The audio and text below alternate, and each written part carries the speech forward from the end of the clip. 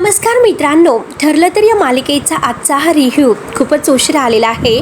त्यामुळे मित्रांनो हे बघा, आजच्या या भागामध्ये प्रतिमा आत्या तर सगळेजण एकत्र बसलेले आहेत. प्रतिमा आत्या म्हणतात की आपल्या घरामध्ये जी तन्वी बनून आली होती ती तर प्रिया सुद्धा नव्हती, बबली लोखंडे होती. हे तर आपल्याला समजलेलं आहे. आपली खरी तन्वी कुठे असेल, त्या रात्री ती कुठे गेली असेल आणि आता माझी तन्वी कुठे असेल, म्हणून तन्वी कुठे असेल असा प्रश्न सगळ्यांनाच पडतोय. त्यावरती आता अर्जुन म्हणतो की अगं प्रतिमा आत्या प्लीज, तन्वी कुठे असेल हा विषय आपण इथेच थांबूया. त्यावरती प्रतिमा आत्या म्हणतात की असं कसं अर्जुन, अरे आपण तर तन्वीला शोधायला हवं, ती आपल्याला भेटायला पाहिजे. त्यावरती आता रविराज काका म्हणतात की आम्हाला अर्जुनचं म्हणणं पटतो, तो एकदम बरोबर बोलतोय. या प्रश्नाचा शोध घेण्यासाठी मी सुद्धा किती प्रयत्न केला हे प्रतिमा तुला तर माहितीच आहे. तन्वी कुठे असेल तिचा शोध घ्यायला हवा आणि त्याच नादामध्ये आपण ही इतकी मोठी चूक करून बसलो आणि ही आपल्याला सगळ्यांना भोगावी लागली हे तर तुम्हाला माहितीच आहे. हे सगळं मूर्खपणाच्या मागे धावण्यासारखं आहे. त्यामुळे खरंच तन्वी कुठे असेल याचा विचारच आता करायला नकोय. त्यावरती आता अर्जुन म्हणतो की हो ना प्रतिमा आत्या, आपण ह्या तन्वीचा शोध घ्यायला गेलो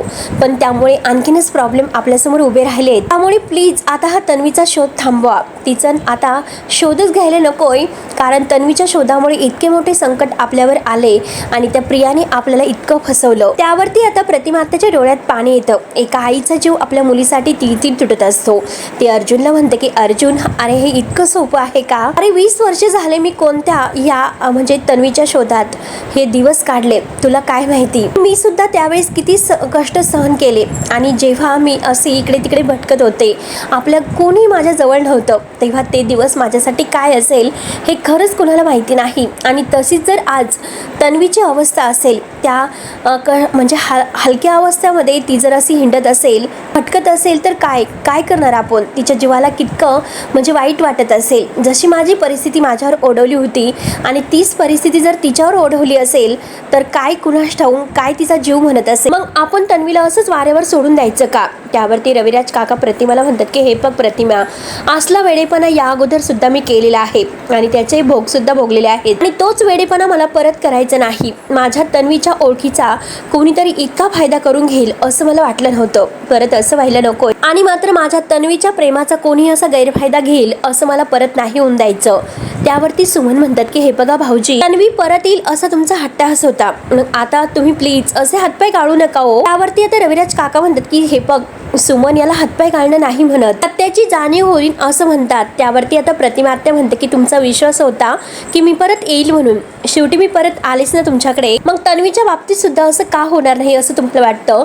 तन्वीच्या बाबतीत सुद्धा हे होऊ शकतं. एकदा आपल्याला ठेस लागली म्हणून आपण चाललं सोडत असतं का हो? तर पूर्णाईची अवस्था कशी झाली ते सुद्धा तुम्हाला माहितीच असेल. त्यामुळे आता तन्वीच्या बाबतीत अशी मला रिस्क घ्यायची नाही. आता तन्वीच्या विषयावरूनच आता हे असं होऊन बसलं, त्यामुळे प्लीज प्लीज हा विषय नकोय म्हणून रविराज काका तर समजावत असतात आणि परत परत तो मूर्खपणा आपल्यात नकोय. त्यावरती आता प्रतिमा आत्या रडत आहे तर सायली प्रतिमा आत्याला समजावते हे बघा प्रतिमा आत्या, मला तुमचं दुःख समजतं, तुम्ही प्लीज असं स्वतःला त्रास करून घेऊ नका. त्यावरती रविराज काका म्हणतात की हे बघ प्रतिमा, अगं मला माफ कर, परंतु मला असं कठोर व्हावं लागतं कारण आपल्या लेकीच्या बाबतीत असं घडलेलं आहे, त्यामुळे आपल्या नशिबात लेकीचं सुखच नाही. त्यावरती आता लगेच सायली म्हणते की हे बघा रविराज काका, तन्वी परत कधीही येऊ शकते. त्यावरती अर्जुन लगेच म्हणतो की बायको, सिनियरला आणि प्रतिमा आत्याला खोटी आशा तू प्लीज दाखवू नकोस. त्यानंतर आता प्रताप म्हणतो की आपण सगळे हा विषय बंद करू किंवा शकू नाही, विषय आपल्यातून अगदी संपू शकत नाही, परंतु आता जर हा विषय आपण काढला तर त्या विषयाने आपल्या सगळ्यांना त्रासच होत राहणार आहे. त्यामुळे मला असं वाटतं की काही दिवसांसाठी तरी आपण हा विषय थांबूयात. त्यावरती सायली प्रतिमा आत्याला म्हणते की हे बघा प्रतिमा आत्या, तुम्ही मला तुमची मुलगीच मानतात, तुम्ही असं का म्हणतात बरं? तुमची तन्वी तुमच्याजवळ नाही म्हणून मी आहे ना तुमच्या तन्वीच्या जागी. त्यानंतर अस्मिता, हे बघ पूर्ण, अगं प्रतिमा आत्या, आपलं घर इतकं भरलेलं आहे, मग कशाला तू आता तन्वीची आठवण काढते आणि सगळ्यांना रडवतेस आणि तू सुद्धा रडतेस, प्लीज आपण आनंदात राहूयात सगळे. त्यानंतर अश्विन सुद्धा तेच म्हणतोय. अश्विन म्हणतो की तुम्ही सगळ्यांनी मला समजावलं, कुटुंब म्हणून आपण एकत्र राहायला हवं आणि हे खरंच मी म्हणजे स्वतःला सावरलं आणि आपल्यातील हा बॉन्ड आहे तो कधीही असा वेगळं व्हायला नकोय, आपण टिकून ठेवायचं आहे. त्यामुळे प्लीज प्रतिमा आत्या, तू सुद्धा आता इतकं मनाला वाईट वाटून घेऊ नकोस. त्यावरती सायली सुद्धा प्रतिमा आत्याला म्हणते की तुमच्या आजूबाजूला इतकी प्रेम करणारी माणसं आहेत, त्यामुळे प्रतिमा आत्या डोळ्यातून अजिबात पाणी काढायचं नाही आणि एका मुलीप्रमाणे म्हणजे तीच त्यांची मुलगी आहे प्रतिमा आत्याला जवळ घेते. तेव्हा अर्जुन म्हणतो की चला सिनियर आणि प्रतिमा आत्या स्माईल. सगळेजण आता पुन्हा एकदा खुश होऊन हसतात. आणि अर्जुन सगळ्यांना पुन्हा दिलासा देतो की आपण सगळेजण एकत्र आहोत. तेव्हा आता सगळेजण एकमेकांच्या हातामध्ये हात देऊन एकमेकांकडे बघत आता खूप छान असे स्माइल करतात आणि खरंच सगळेजण खूप खुश आहे असं दाखवतात. आणि सगळ्यांना आपल्या तन्वीची आठवण तर येतेच, परंतु त्यांची तन्वी सुद्धा त्यांच्या सोबत आहे हे अजूनपर्यंत काही त्यांना समजलेलं नसतं. त्यानंतर आता संध्याकाळ झाल्यानंतर सगळेजण आता आपापल्या रूम मध्ये जातात. सायली आणि अर्जुन सुद्धा आपल्या रूम मध्ये आलेले आहेत, परंतु अर्जुन कसलं तरी विचारत आहे. सायली आता कपडे घेत असते आणि तेवढ्यात तिचं लक्ष अर्जुनकडे जाते. तेव्हा सायली विचारते की काय झालं, तुम्ही इतके गप्प का आहात? तेव्हा अर्जुन म्हणतो की प्रियाबद्दल आपण जे जे काही ठरवलं होतं ते सगळं काही अगदी मॅच झालं. तिच्यावर आता इतके चार्जेस लागतील की ती आयुष्यभर जेलमधून बाहेर नाही निघू शकणार आणि ती जेलमधून कधी सुटणार नाही. परंतु ह्या सगळ्याचा आपल्या फॅमिलीवर किती इफेक्ट झालेला आहे आणि आता ह्या प्रियाच्या सगळ्या काही सत्यावरून आपल्या घराला इतका मोठा शॉक बसेल, धक्का बसेल या सगळ्याची कल्पना होती. आणि आता आपल्या घराची जी अवस्था झालेली आहे ती खरंच कधीही इमॅजिन केलेलीच नव्हती असं काहीतरी होईल म्हणून. परंतु आपल्या फॅमिलीची आता काळजी करत असतो. तेव्हा आता सायली हे सर्व ऐकून घेते आणि अर्जुनला म्हणते की इकडे या तर खरी. तेव्हा अर्जुन तिच्याकडे पाहत असतो. सायली अर्जुनच्या हाताला धरते आणि तुम्हाला मात्र 2 माणसांची ओळख करून द्यायची आहे म्हणून ती अर्जुनला आरशासमोर घेऊन येते. आणि आता त्या आरशासमोर दोघे उभे राहतात आणि अर्जुनला म्हणते की हे आहे अर्जुन, ॲडव्होकेट अर्जुन सुभेदार, आणि ह्या आहेत की मिसेस सायली अर्जुन सुभेदार. या दोघांनी मात्र आता सुभेदार आणि किल्लेदार ह्या कुटुंबावर आलेली प्रत्येक संकट दूर केलेली आहेत आणि जर यांच्या कुटुंबाकडे कोणी वाकड्या नजरेने जरी बघितलं तरी सुद्धा त्याला चांगला धडा शिकवतील. त्यामुळे आपण मात्र यांचा आदर्श ठेवायला हवा, तरच आपण आपल्या कुटुंबाला मात्र आत्ताच्या ह्या परिस्थितीतून बाहेर काढायला शिकू. तेव्हा आता अर्जुनला हसू येतं आणि तो सायलीला आरशाकडे बघत म्हणतो की ह्या अर्जुन सुभेदारचं मला माहिती नाही, पण मिसेस सायली अर्जुन सुभेदार यांना मी ओळखतो. त्या मात्र ज्या घरामध्ये जातील ना त्या घरामध्ये टेन्शन दुःख कधीच नसेल. तेव्हा आता सायलीचं तो कौतुक करत आहे. सायलीला फारच हसायला येते. दोघे आता खुशून हसतात. त्यावरती सायली खुशत म्हणते की हे बघा आता कसे हसलात बरं, मग तुम्हाला मला असंच कायम हसत बघायचं आहे. त्यावरती अर्जुन म्हणतो की हे बघ अगं सायली, तुझ्या चेहऱ्यावरचं स्माइल आहे ते 5 मिनिटासाठी सुद्धा कधीही गायब होत नसतं. त्यावरती सायली म्हणते की हे बघा चला आता आपल्याला झोपायचं आहे, कारण आज आपण खूप मोठ्या दिव्यातून बाहेर पडलो आहोत, आपल्याला सुद्धा आरामाची गरज आहे. चला असे बोलून आता ती अर्जुनचा हात धरते, परंतु अर्जुन तिचा हात धरून आता अर्जुनकडे तिला ओढून घेतो आणि तो सायलीचा हात हातामध्ये घेऊन म्हणतो की बायको अगं एक खूप मोठी इम्पॉर्टंट गोष्ट तू विसरते असं तुला नाही वाटत का? तेव्हा आता सायली म्हणते की झालं, जरा मूड चांगला झाला तर एकाच गोष्टीचा विचार मात्र मनामध्ये येत असतो आणि लाडात मात्र ते एक फटका देते आणि म्हणते की चला झोपायचं आहे. तेव्हा अर्जुन म्हणतो की आता ब्लँकेटची घडी घालायला वेळ आहे पण नवऱ्यासाठी मात्र वेळ नाही. तर सायली आणि अर्जुनची मस्त गंमत सुरू असते आणि सायली सुद्धा अर्जुनची खूपच छान गंमत करत असते. सायली म्हणते की झोपा. अर्जुन म्हणतो की नाही, मी तुला लवकरात लवकर झोपून नाही देणार आणि आज मात्र तुझी मनमानी अजिबात चालणार नाही असे म्हणतो. आता सायली त्याच्या अंगावर पिलो फेकते आणि पुढे धावते. अर्जुन तिच्या मागे धावतो आणि शेवटी तिला पकडतो, शेवटी तिला जवळ घेतो. दोघे एकमेकांकडे रोमांटिक होऊन पाहत असतात. असं करता करता मात्र सायली अर्जुनला बेडवर ढकलून देते. ते खूप हसत असते. तेवढ्यात अर्जुन सुद्धा काही कमी नसतं, तो नाटक करतो. पायाला लागले म्हणून जोरात किंचाळतो की आहा. तेवढ्यात आता सायली धावतच येते आणि काय झालं असं विचारते. तर अर्जुन आता नाटक करत असतो. तो लगेच सायलीच्या हात धरतो आणि दोघेही एकमेकांकडे रोमांटिक होऊन पाहत असतात. दोघांना आता एकमेकांच्या प्रेमाची जाणीव होते आणि शेवटी दोघांचंही मिलन होतं. दोघे एकत्र येतात आणि आपल्या प्रेमाचा वर्षाव करतात. त्यानंतर सकाळ होते. सकाळ झाल्यानंतर आता पुन्हा एकत्र चहा घ्यायला सगळेजण एकत्र आलेले आहेत. त्यावरती आता पूर्णाजी बाकी सगळेजण चहा घेत आहे. अश्विन विचारतो की काय ग पूर्णाजी, कसं वाटतं तुला आता? त्यावरती आता पूर्णाई म्हणतात की अरे घ्या, म्हणजे तू डॉक्टर आहे आणि पेशंट नसलेल्या माणसाला सुद्धा तू हेच विचारतो, हेच करत राहणार आहेस का तू? अश्विनला हसू येतं. अश्विन लगेच हसतो आणि सॉरी बोलतो. तेवढ्यात सायली मात्र त्यांच्यामध्ये नसते. तर पूर्णाई इकडे तिकडे पाहते आणि विचारते की तन्वी कुठे आहे? तेवढ्यात आता कोणाला काय उत्तर द्यावं ते काही समजत नाही. सगळ्यांचे चेहरे मात्र गंभीर होतात. परंतु अस्मिता म्हणते की ती तिच्या रूम मध्ये आहे, आवरत असेल, येईलच ती इतक्यामध्ये. त्यावरती आता पूर्णाई म्हणतात की अर्जुनचं काय? अर्जुन मात्र आता 9 वाजेपर्यंत उठणार नाही, कारण आता कुठे त्याची पहाट झाली असेल. त्यानंतर आता रविराज काका म्हणतात की पूर्णाई हे बघ आता नाश्ता वगैरे झाल्यानंतर आम्ही सुद्धा निघतोय, मुक्काम करणार नव्हतो पण तरी सुद्धा थांबलो. त्यावरती पूर्णाई म्हणतात की अरे हे सुद्धा तुमचंच घर आहे, अरे मग ठरवायला कशाला पाहिजे? त्यावरती प्रतिमा आत्या म्हणते की हो पण तरी सुद्धा आता निघावं तर लागेल. तेवढ्यात अर्जुन आणि सायली दोघंही बरोबरच खाली येतात. पूर्णाजी लगेच सायलीला विचारते की तन्वी, अस्मिता तर म्हणाली की तू तुझ्या रूम मध्ये आहेस म्हणून, आणि मग तू अर्जुनच्या रूम मध्ये कशी बाहेर आलीस बरं? तेव्हा आता हे ऐकल्यानंतर सर्वांना मात्र धक्का बसतो. नक्की पूर्णाईला काय उत्तर द्यायचं ते काही कुणाला कळत नसतं. आता सायली म्हणते की हे बघा, अहो मी सायलीचा ड्रेस घालायला घेतला होता ना, मग तोच तिच्या रूम मध्ये ठेवायला गेले होते. तेव्हा आता पूर्णाई हसतात, तेव्हा सगळ्यांच्या जीवात जीव येतो. पूर्णाई म्हणतात की चल ए बस चहा घे. आणि पूर्णाजी आता अर्जुनला म्हणते की तू सुद्धा लवकर उठलास, बरं केलंस. त्यावेळेस अर्जुन सुद्धा हसतो आणि म्हणतो की पूर्णाजी अगं तू आलेली आहे ना परत, मग मला घाबरलो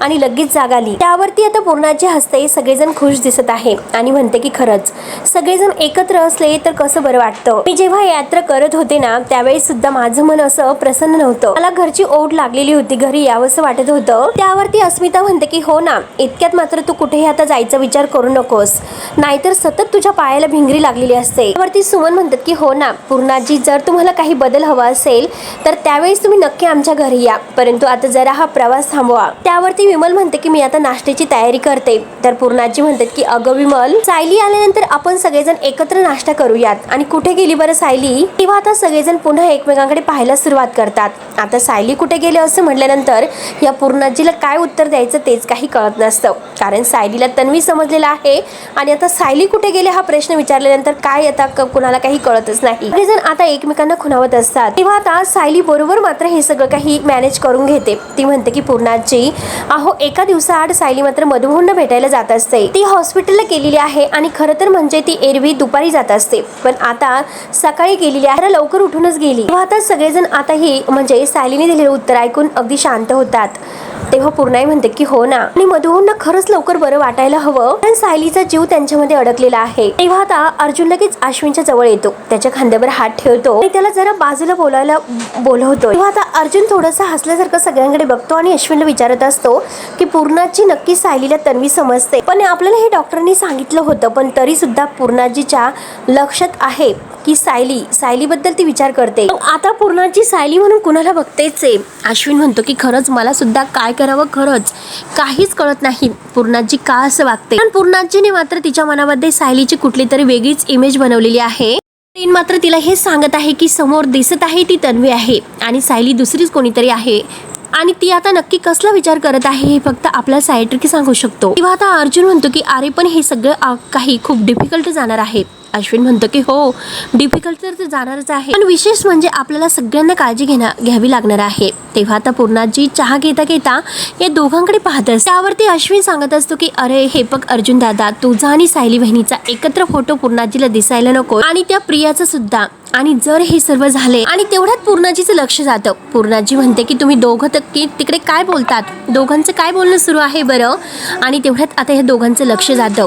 तेव्हा दोघंही आता पूर्णाजी समोर काही नाही म्हणून हसल्याचं नाटक करतात आणि दोघंही परत गप्पा करत करत हसत पूर्णाईच्या समोर येतात. पूर्णाजीला काही संशय येऊ नये याची ती काळजी घेत असतात. आणि तेवढ्यात विमल आता अर्जुन दादांना कॉफी वगैरे आणून देते आणि त्या कॉफीच्या कपावर आता सायलीचा फोटो असतो. तेव्हा अर्जुनच्या ही लक्षात येते आणि तो लगेच आता कप आपल्या बाजूने वळवतो. आणि तेवढ्यात आता विमल ही सायली जवळ जाते आणि म्हणते की सायली ताई. आता सायली ताई म्हटल्यानंतर सगळ्यांना आणखीन प्रकारे एक मोठा धक्का बसतो, कारण पूर्णाजी समोर सायली अशी हाक तन्वीला मारलेली आहे आणि सायलीला मात्र पूर्णाजीने तन्वी म्हणून आता हे आपल्या मनात रुजू केलेलं आहे. परंतु आता जेव्हा विमल सगळ्यांच्या समोर म्हणजे पूर्णाईच्या समोर सायलीताई असं म्हणते तेव्हा सगळ्यांच्या पायाखालची पुन्हा जमीन सरकते. आणि तेवढ्यात आता विमलताई वेळ मारून घेतात आणि म्हणतात की तन्वीताई अहो तुमचा चहा. त्यावरती सायली म्हणते की हे बघा विमलताई, मी चहा घेतलेला आहे मगाशीच, मला थोडंसं दूध आणून देताल का. तेव्हा आता पूर्णाजी म्हणतात की अगं तन्वी, लहानपणी दुधाला नाक मुरडणारी तू आणि आज चक्क दूध मागते.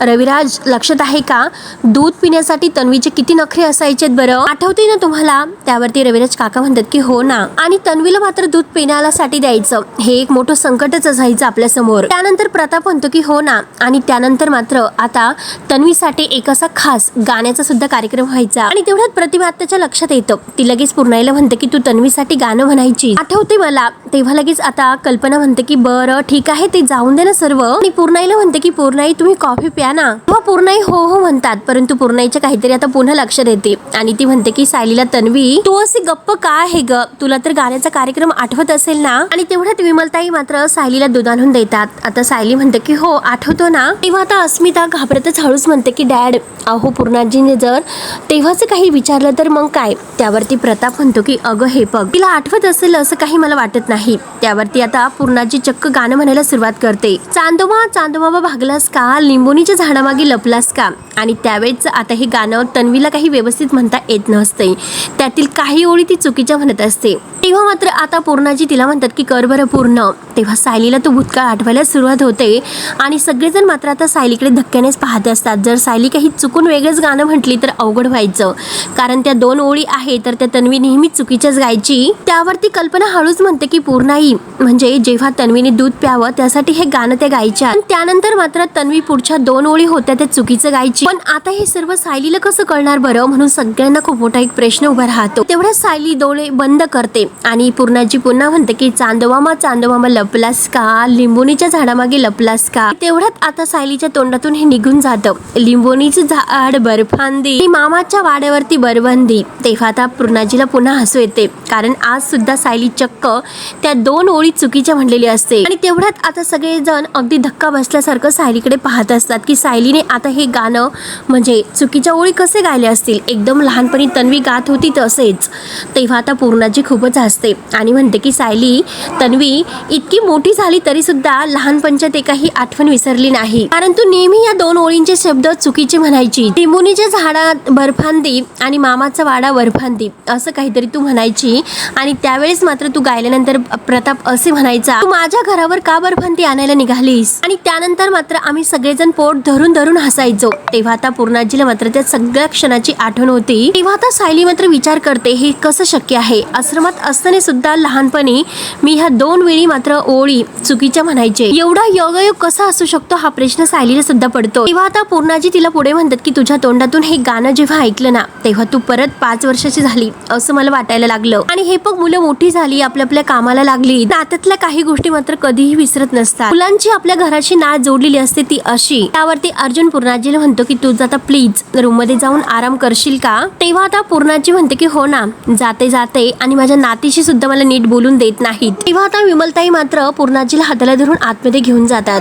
अर्जुन लगेच सायलीच्या जवळ येतो आणि विचारतो की बायको, एक्झॅक्टली मात्र त्या 2 ओळी चुकीच्या कसे गायली, तुला कसं माहिती होतं हे. तेव्हा आता सुमन म्हणते की हो ना, मला तर खरंच भीती वाटायला लागली होती की सायली आता नक्की काय उत्तर देईल.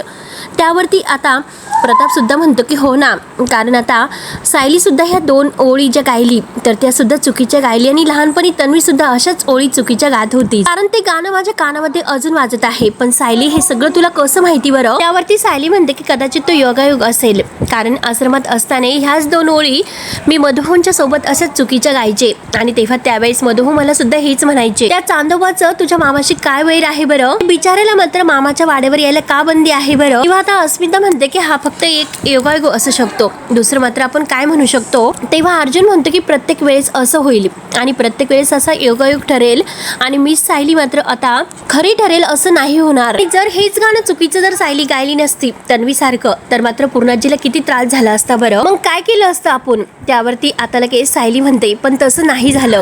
आता पूर्णाजीला सुद्धा ते सगळं काही पटले आणि उलट मात्र पूर्णाजी किती हसत निघून गेल्या बघितलं ना तुम्ही. उलट त्यांना माझ्याशी बोलायचं होतं आणि शेवटी हे सगळं काही आपण पूर्णाजीला चांगलं वाटावं म्हणून तर करतोय ना. त्यावरती कल्पना म्हणते की अर्जुन हे बघ, अरे सगळ्यांना काळजी वाटणं हे साहजिकच आहे, परंतु आपला सुद्धा मात्र नाईलाज आहे, कारण दुसरा कोणताही पर्याय सापडेपर्यंत सायलीला मात्र त्यांच्यासमोर तन्वी बनूनच राहावं लागणार आहे. त्यावरती अश्विन सुद्धा तेच म्हणतो, सायली बहिणीकडे जर तन्वी म्हणून बघितलं तरच मात्र पूर्णाजीचा ट्रेस कमी होऊ शकतो. आणि विशेष म्हणजे सकाळी जेव्हा मी बीपी चेक केला त्यावरती पूर्णाजीचा बीपी नॉर्मल दाखवत होता, त्यामुळे ह्या नाटकाचं मात्र आपल्याला नक्कीच उपयोग होईल. त्यावरती रविराज काका म्हणतात की अरे अश्विन पण पूर्णाईचं काउन्सिलरकडे आता हे ट्रीटमेंट सुरू झालेली आहे. त्यावरती लगेच अश्विन म्हणतो की हो, ती ट्रीटमेंट उद्यापासून सुरू होईल.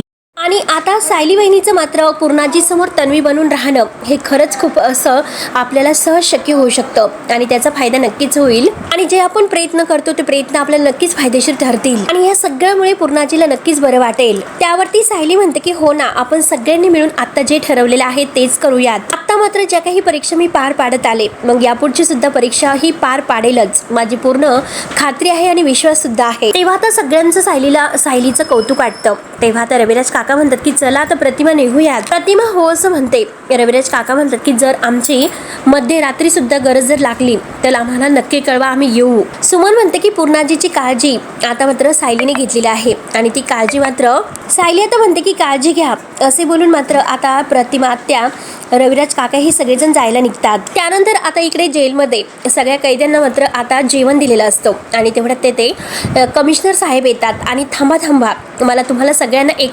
अनाउन्समेंट अशी करायची आहे की तुमच्या सगळ्या कैद्यांना मात्र मी प्रत्येकाला काम दिले होते आणि त्यातील एका कैद्याने मात्र त्याचं काम अगदी परफेक्ट केलेलं आहे आणि त्यामुळे मात्र आता त्या कैद्याचं जेलकडून अभिनंदन सुद्धा करण्यात येत आहे आणि त्यांना सर्टिफिकेट सुद्धा देण्यात येत आहे आणि त्या कैद्याचं नाव असं आहे महिपत शिकरे. तेव्हा आता कमिशनर साहेब महिपत समोर येतात. महिपत आणि नागराज शॉक होऊन बघत असतात.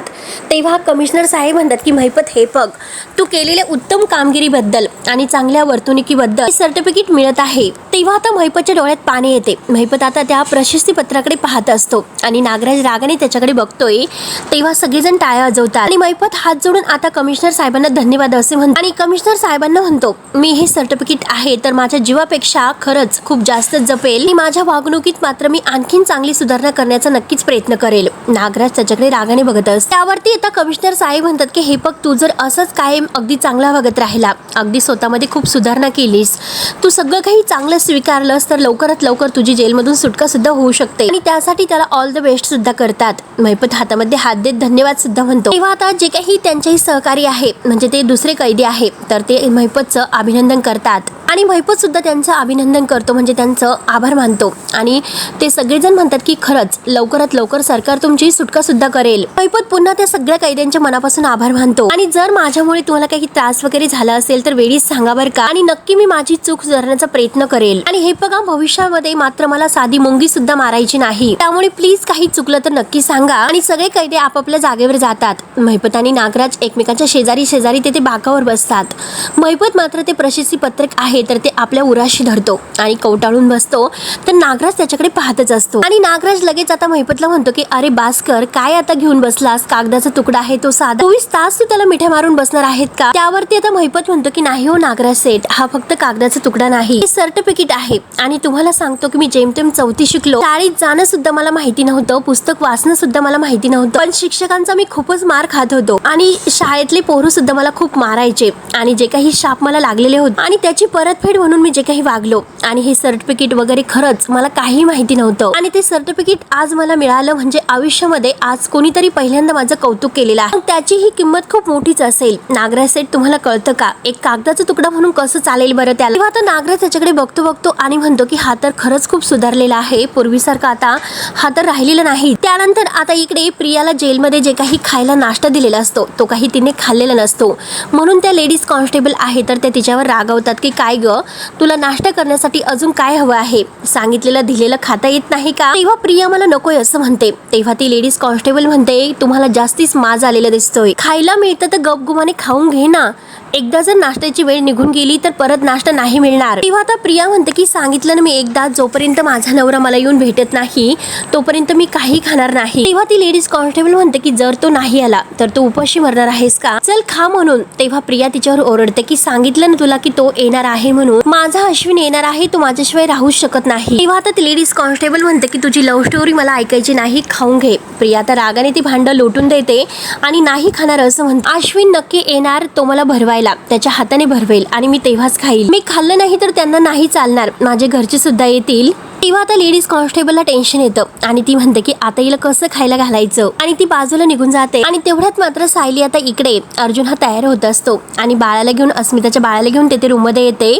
अर्जुन आणि सायली त्याच्याशी गप्पा करत असतात. सायली विचारते काय हो, इतका उग्रवास कसला येतो? त्यावरती अर्जुन म्हणतो की अगं रूम फ्रेशनर. त्यावरती अर्जुन आता हसतो आणि म्हणतो की बायको, मी त्याच्याशी खेळतो तोपर्यंत मात्र माझ्या वस्तू मला सापडत नाही, तू तोपर्यंत सापडून दे बरं. तेव्हा आता सायली म्हणते की बाळा, बघितलंस का, मामाचं एकही काम बायकोशिवाय पूर्ण होत नसतं आणि बघ ना, अरे मामाची पिंक फाईल आहे तर ती समोरच आहे, तरी सुद्धा मामा मामीला विचारतो. तेव्हा आता अर्जुन म्हणतो की बाळा कसं आहे, कारण तुझ्या मामीने मामाला खूपच लाडून ठेवलेला आहे, स्वतःची कामं मात्र करूनच देत नाही. आणि दोघे आता अक्षय गप्पा करत असतात. त्यानंतर सायली म्हणते की हे बघा, याची दुधाची बाटली खाली राहिलेली आहे, मी पटकन जाते आणि घेऊन येते, तोपर्यंत तुम्ही याला घ्या. तेव्हा आता अर्जुन बाळाला घेतो आणि म्हणतो की मी एकटा याच्यासोबत इथे राहू, कसं शक्य आहे? त्यावरती सायली म्हणते की अहो असं काय करता, 2च मिनिटात मी बॉटल घेऊन येते आणि जर तुम्हाला त्याला मांडीवर खेळवायचं नसेल तर बेडवर टाका, दोन्हीकडून उशा लावा, तेवढ्यात मी आले. तेव्हा अर्जुन म्हणतो की नको, तू याला अस्मिताकडे जा आणि परत परत देऊ नये, माझ्यावर एकट्यावर जबाबदारी टाकू नको. सायली म्हणते की अहो असं काय करतात तुम्ही, अस्मिता ताईंची झोप झालेली नाही म्हणून ते थोड्या वेळ झोपलेले आहेत, म्हणून तर मी यांना इथे घेऊन आले. आणि इतकं काय हो, 2 मिनिटं फक्त काळजी घ्यायची आणि हे घ्या त्याला खेळवा असे बोलून सायली निघून जाते. तेव्हा अर्जुन म्हणतो की बायको नको नको, थांब थांब. आणि तेवढ्यात आता अर्जुन बाळाला घेतो आणि नाही मामी सांगून गेलेली आहे ना, म्हणून तो त्याला आता बेडवर ठेवतो आणि त्याने एका कडेला ठेवलेलं असतं. पलीकडून उशी लावलेली असते आणि एक उशी घ्यायला तो जात असतो आणि हलायचं नाही असे जेव्हा म्हणतो तेवढ्याच सायली दरवाज्यात येते आणि बाळ मात्र अगदी लगेच आता एक पलटी घेऊन खाली येणार. तोच लगेच सायली धक्क्याने बाळाकडे पाहत असते आणि धावतच जाते. तर मित्रांनो, शेवटी हा भाग येथे संपतो. पुढील भागामध्ये तेव्हा सायली अर्जुनला पुन्हा ते बाळ मांडीवर देते आणि म्हणते की बाळाच्या इवले डोळ्यांकडे बघा, त्याच्या त्या हाताकडे बघा. त्यानंतर आता इकडे सायली बाळाला घेऊन खाली येते आणि लगेच विमलताईंना म्हणते की आता पटकन बशीमध्ये शिरा भरा, बशीमध्ये शिरा आणि त्यावर आंब्याच्या फोडी सुद्धा भरा. तेव्हा आता प्रताप म्हणतो की अगं पण तुला हे सगळं कसं माहित, तन्वी जेव्हा लहान होती तेव्हा ती तिच्या हाताने मात्र त्या शिऱ्यावर अगदी आंब्याच्या फोडी भरायची. कल्पना म्हणत असते हे आणि ते सगळं पूर्णाईला नेऊन द्यायचे. त्यानंतर सायली पूर्णाईच्या रूम मध्ये येते आणि पूर्णाईला म्हणते की मला तुझी साडी हवी आहे. त्यावरती पूर्णाई म्हणते की अगं माझी वापरलेली साडी कशाला हवी आहे. प्रताप आणि कल्पना दरवाजातून हे सर्व पाहत असतात आणि ऐकत असतात. तेव्हा आता सायली म्हणते की ती साडी नेसून मी मिरवेल पूर्णाची, तुझ्या साडीतून मिळणारा मायाचा ओलावा मला पुन्हा एकदा अनुभवायचा आहे. तेव्हा आता प्रताप आणि सायली खुश होत आपल्या ह्या तन्वीकडे पाहत असतात, म्हणजे त्यांना सुद्धा वाटतं की हीच आपली तन्वी आहे म्हणून. तेव्हा मित्रांनो, पुढे नक्की काय होतं हे बघायला विसरू नका. तोपर्यंत धन्यवाद.